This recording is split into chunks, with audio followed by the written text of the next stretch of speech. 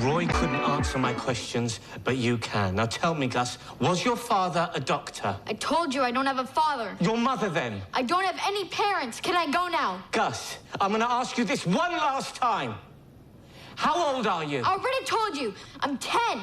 10 winters, 10 summers, 10 birthdays. You can't be... It was #1 on Netflix, and now it's back. That was a short clip of the Emmy Award-winning show Sweet Tooth, a post-apocalyptic adventure based on a DC comic book series.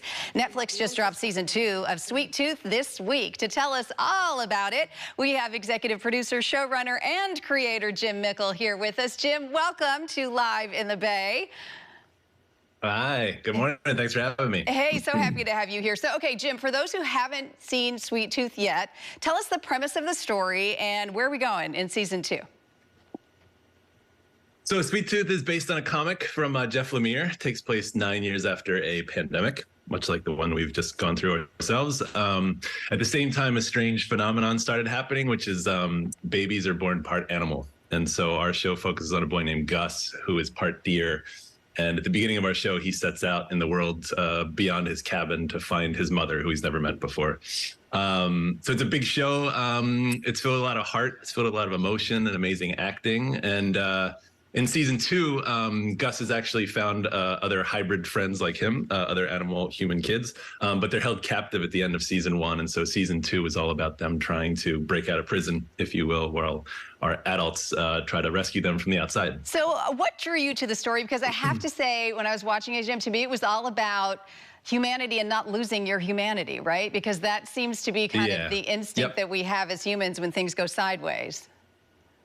Yeah, I love apocalyptic stories, and this is apocalyptic story, dystopian story. But so often they kind of focus on the grim elements, I guess, of the realities of the world. And I love those movies and shows too. But I think when we first started adapting it, I kind of fell in love with the hopefulness of Gus as the main character, and as a character that sort of in the darkest of times could bring a bit of a hope, or like be a security blanket, if you will. So talk to me a little bit about the fact that you did film this in New Zealand, because oddly, you wrote about this as the pandemic was getting ready to happen. Then it did happen, and in order to film this, you had to go to New Zealand, really. Tell me what that was like and shooting there, and kind of what that lent to the whole production and the story.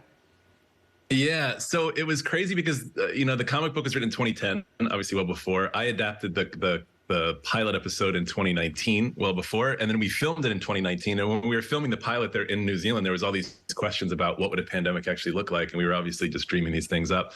When we started doing the series, I think we were up to about episode 3 in our writer's room.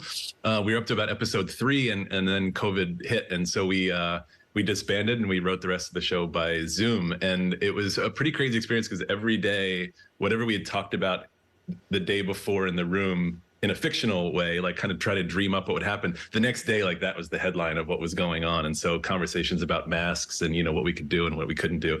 It was an incredibly surreal time. And then we went and we filmed season 1 in New Zealand in 2020, which New Zealand had taken itself as a bubble to the rest of the world, obviously, and COVID wasn't there at all. And so then it was upside down world because we were there while everybody back here was sort of dealing with it in the early days. So it was a really strange experience, and we just tried to make the best show that felt like the best show without really trying to chase reality too much, because it was just obviously changing so much. Season 2 is different because when the show came out in 21, it really felt like we were sort of getting on the back of like, is the pandemic over? What is, and there were all these questions swirling. And I think that really inspired a lot of the themes of season 2 about sort of what it was going to look like post-pandemic. So that really fuels us going forward. So I want to talk a little bit about, I'm going to say, my favorite character, because the hybrids kind of expanded in season 2. And one of them is Bobby, who is the cutest character I've ever seen. How did that come about? And how did you ever get that to happen? I mean, to have such a, is he a Muppet? Is he a puppet? He's so human to me, too. Yeah. So Bobby was a character. He was in the comic book, but he was very scruffy. At some point, my writing partner, Nick D'Amici, was like, just do it old school. Just do it like full on 80s. And I just fell in love with that idea. Like I grew up, watching Jim Henson stuff and, Gremlins and E.T. and that world of like full on puppets. And so that's what we did. Bobby is a full puppet creation.